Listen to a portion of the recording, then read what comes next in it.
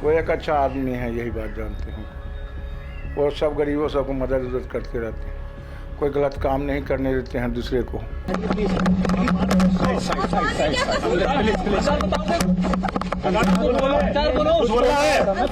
अंसार क्या आपको पछतावा है? अंसार आपको पछतावा है क्या?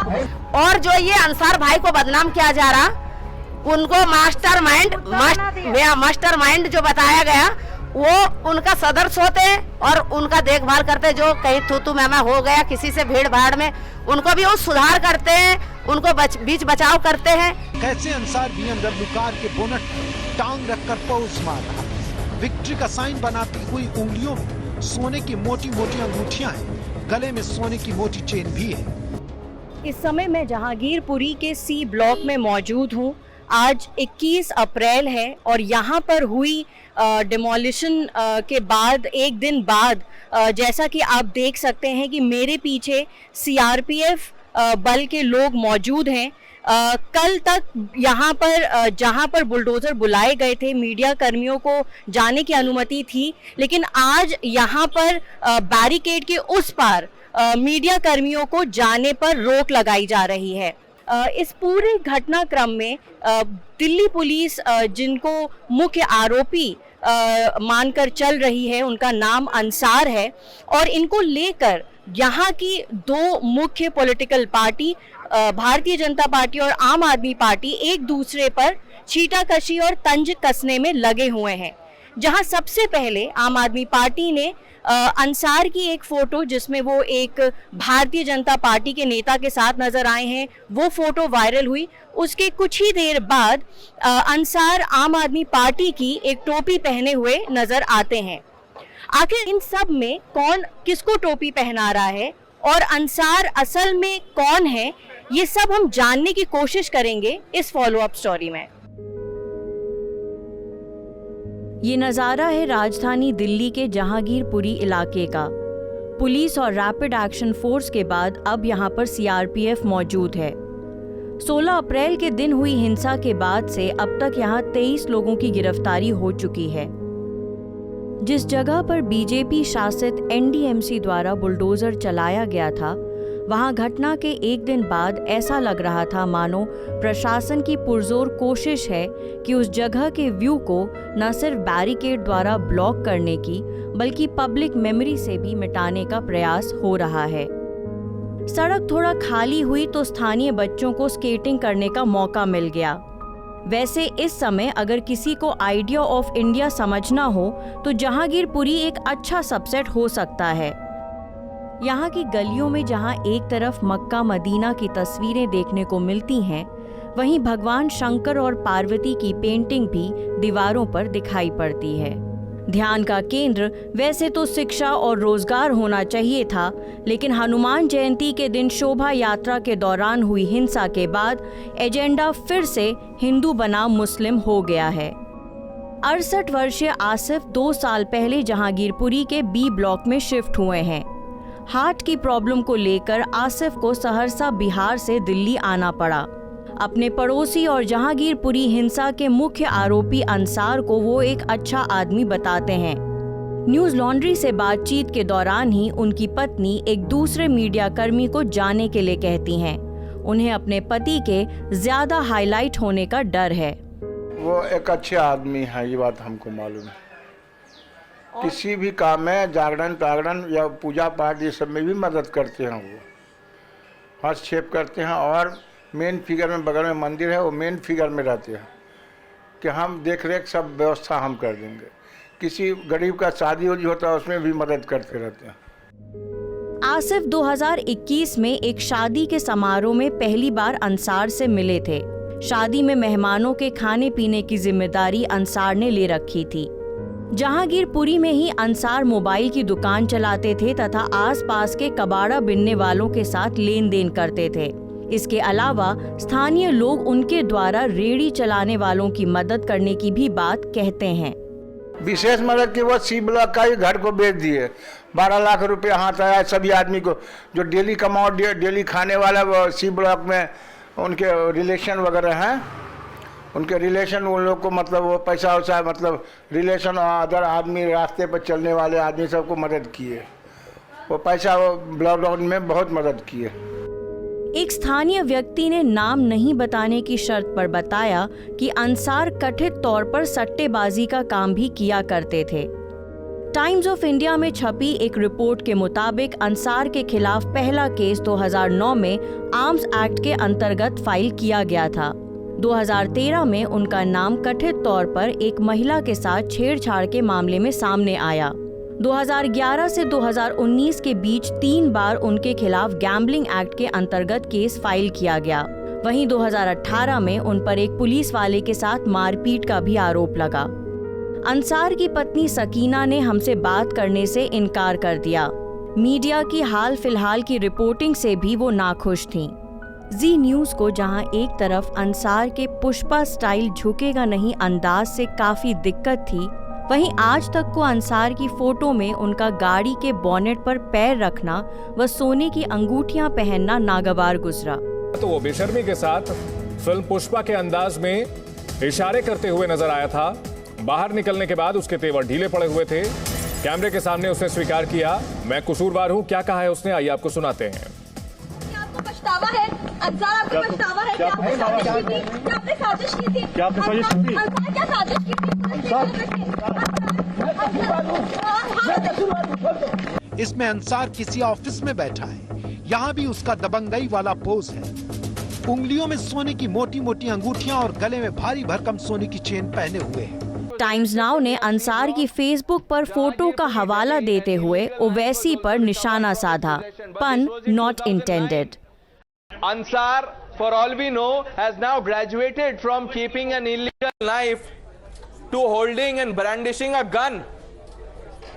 And the picture has been accessed by Times Now. So all those people who jumped to give him a clean sheet, will they at least revise what they said? They have a chance. Owaisi can come forward and say that, look, I made a mistake. I jumped the gun, pun not intended. Ansar की कुछ photo आम आदमी party की विधायक आतिशी Marlena के भी हाथ लगी। उन्होंने अंसार को बीजेपी कार्यकर्ता करार कर दिया। ये भाजपा के नेता हैं जिन्होंने देश के अलग-अलग हिस्सों में बांग्लादेश को, इंडिया को बसा लिया। क्यों बसाया है? इस तरह की गुंडागर्दी, इस तरह के दंगे, इस तरह की हिंसा होने। मामले की तह तक जाने के लिए हमने आदर्श नगर की बीजेपी पार्षद गरिमा गुप्ता से बातचीत की। जहांगीरपुरी में हुई हिंसा को लेकर गरिमा पिछले कुछ दिनों से काफी वोकल रही हैं। प्रदेश में पार्टी की ही लाइन पर चलते हुए इस पूरी घटना के लिए वो बांग्लादेशी मुस्लिम को जिम्मेदार ठहराती हैं, लेकिन सबूत के तौर पर कुछ दिखाने या किसी घटना के बारे में बताने में असमर्थ दिखती हैं। अंसार की फोटो को लेकर हुए विवाद पर भी वो अपनी सफाई देती हैं। जी देखिए, हमने तो पुलिस में यही बोला है कि इनको आइडेंटिफाई किया जाए कि हमें कोई इससे दिक्कत नहीं कि कौन कहाँ से है, मगर हाँ सब यही कहते हैं कि जैसे ये बांग्लादेश से आए हुए हैं सब, तो इनकी एक आइडेंटिफिकेशन होनी चाहिए कि कौन कोई अवैध रूप से जो रह रहे हैं उनको यहाँ से हटाना चाहिए, क्योंकि सब काम लीगली ही होता है और लीगली ही होना चाहिए। जो काम इलीगल हो रहा है उसको कोई भी बर्दाश्त नहीं किया जाएगा, और जो इलीगल होता है वो गुंडागर्दी वगैरह से ही होता है काम। क्या आपके पास लोकल लेवल पर, ग्रास रूट लेवल पर कोई संख्या है या कुछ ऐसा एस्टिमेट है कि कितने ऐसे होंगे यहाँ पर जहांगीरपुरी में? काफ़ी संख्या में है ये लोग, और इतनी मतलब ज़्यादा संख्या है कि यहाँ पे आप देखेंगे तो एनक्रोचमेंट बहुत ज़्यादा बढ़ गई है। देखिए जैसे कि आपने बताया कि वो इलेक्शन के टाइम पे वो फ़ोटो जो क्लिक हुई है, तो ये तो एक वो पब्लिक फिगर है एक, और सभी लोग आते हैं फ़ोटो क्लिक करवाते हैं। इसका मतलब ये नहीं है कि वो उनसे जुड़े हुए हैं। आज मेरे साथ भी अगर कोई आएंगे लोग, और मैं अगर कोई भी आते हैं वो कहेंगे कि जी आपके साथ फ़ोटो खिंचवानी है, तो मैं उनको मना नहीं करूँगी। 2017 की इस फोटो में जहां अंसार उस समय बीजेपी की तरफ से खड़ी कैंडिडेट संगीता बजाज के साथ खड़े दिखते हैं, वहीं बीजेपी के एक और लोकल नेता रमेश चौहान भी स्टेज पर नजर आते हैं। न्यूज लॉन्ड्री ने उनका भी पक्ष जानने की कोशिश की। अच्छे बुरे समैतिया चोर डाकू सारे ढाल के लोग आए हैं जैसे कॉलोनी में जब चुनाव लड़ते हैं आदमी, तो कैंडिडेट को थोड़ा पता कौन फोटो खिंचवा रहा है, और ये संगीता बजाज जी क्योंकि उस समय चुनाव लड़ रही थी, क्या उनके मतलब कैंपेन में अंसार शामिल हुआ था एज अ वॉलंटियर और एज अ वर्कर? इसके बारे में अगर आपको कुछ जानकारी हो तो। कोई वर्कर नहीं है, वो सारी पार्टियों का वर्कर है, सबका पैसे लेता है। आप देखो मुकेश गोयल के साथ उसके दुनिया भर के फोटो हैं, आप देखो उसके अदेश के साथ फोटो हैं, उसके तो दुनिया भर के फोटो हैं। वो तो सब चुनाव में पैसे लेकर काम करते हैं ये लोग। तो वहाँ पर जब ये मतलब कमल का पूरा ये पिन लगाकर जिन फोटोज़ में दिख रहा है तो ये क्या आपकी पार्टी द्वारा डिस्ट्रीब्यूट किया गया था और आप कह रहे हैं कि रैंडमली किसी ने भी वो चुनकर खड़ा हो गया, इसमें आपकी कोई जिम्मेदारी नहीं है? नहीं, हमारी कोई जिम्मेदारी है ही नहीं, ना हमने उसे पल्ला दिया, कहीं से लगा के आ गया।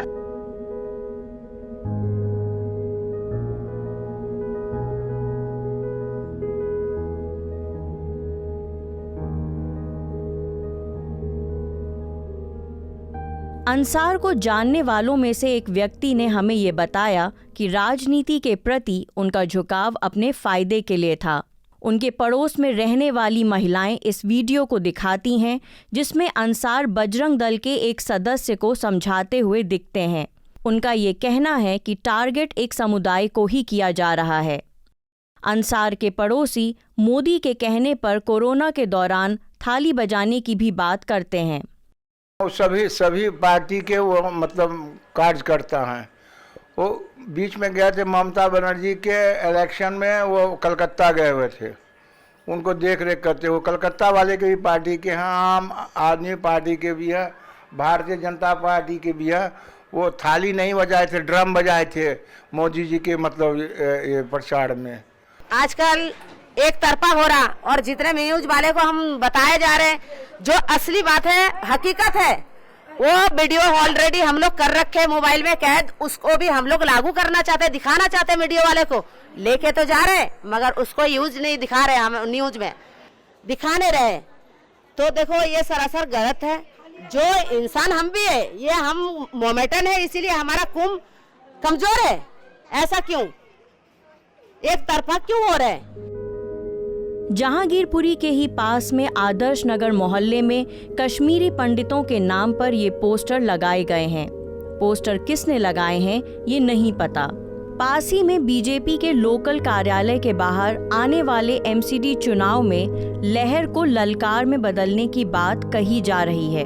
एक पार्टी जो हिंदुओं के प्रतिनिधित्व का दावा करती है, वहीं दूसरी तरफ आम आदमी पार्टी भी धर्म की राजनीति करते हुए दिखती है। ऐसे में अंसार मुजरिम के साथ साथ एक राजनीतिक मोहरा भी बनता दिखाई देते हैं। खबरों की तह में जाकर की जाने वाली ऐसी ग्राउंड रिपोर्ट्स आप न्यूज़ लॉन्ड्री पर देख सकते हैं, क्योंकि हम विज्ञापन से नहीं आपके सहयोग से चलते हैं। न्यूज़ लॉन्ड्री को सब्सक्राइब करें और गर्व से कहें, मेरे खर्च पे आज़ाद हैं खबरें।